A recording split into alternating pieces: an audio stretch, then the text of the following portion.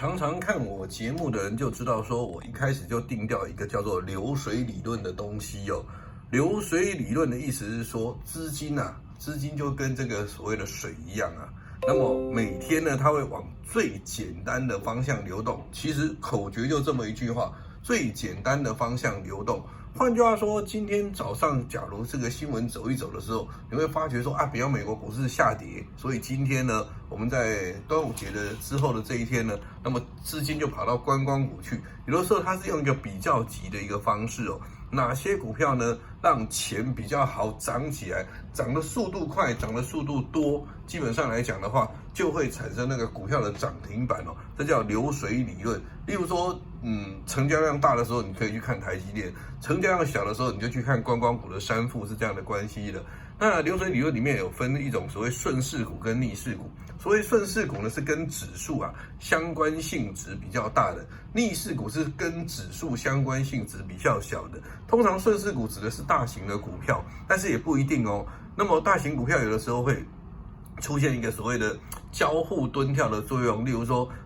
，A 种我要怎么形容呢？例如说这个宏基华硕涨起来的时候，这叫做下游涨起来，那上游可能就倒霉了，上游就台积电、联电就往下跌哦。这个时候顺势股就变成宏基、华硕，逆势股就变成台积电等等这个情况。台积电通常是比较不会是逆势股了，因为它这个连线比较长，所以你要常常去感觉到这个行情里面哪些股票呢是大盘涨的时候它在涨，大盘跌的时候它在跌哦。然后哪些股票是大盘跌的时候它在跌哦？这个情况之下的话，基本上来讲的话，有的股票是大盘涨的时候它跌，大盘跌的时候它涨。例如像宏达电就是最明显的逆势股哦。那大盘涨的时候它跌，大盘跌的时候它涨，这个是很明显的情况。OK， 那么接下来就是大盘涨的时候股票涨，这当然是多头啊。大盘跌的时候股票还是涨，基本上这是多头的一个情况哦。那空头的话就是通通都是下跌的。我今天不管它咳嗽我也不剪了。总之呢，那现在最麻烦的就是像常常会出现这种现象叫盘整。盘整的时候，强者强，弱者弱，盘整出标股哦。这一句话说起来很简单的，有的时候做起来还真的蛮困难的哦。例如说像年初的时候呢，那我们都做到所谓三富做到长荣行我们现在来看这个行情好了，各位有没有发觉行情的指数上面来说的话，严格说起来，我们从周线因为月线上面去看，是不是标准十字线而已？那十字线通常我们定义它是一个盘整就是这种十字上下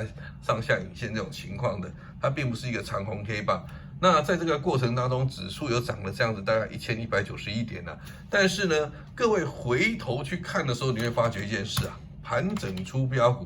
这一次呢，只要顺着这个5日均线一直往上走，顺着5日均线一直往上走的股票，顺着5日均线一直往上走的股票，顺着5日均线一直往上走的股票，这叫大型的哦。那我们来看一下小型的好了，来顺着5日均线往上走的股票，顺着5日均线往上走的股票，今天有拉回那顺着5日均线往上走的股票，不是这个，我看一下，这个也算差不多，已经快了那这个8069顺着5日均线往上走的股票，总之呢，它越是往上走，你越去追它基本上你反而可以获利。有没有发觉还有一个叫做地保的6605吧各位看一下你越是往上追，你越有机会可以赚得到钱。所以这次呢是一个完全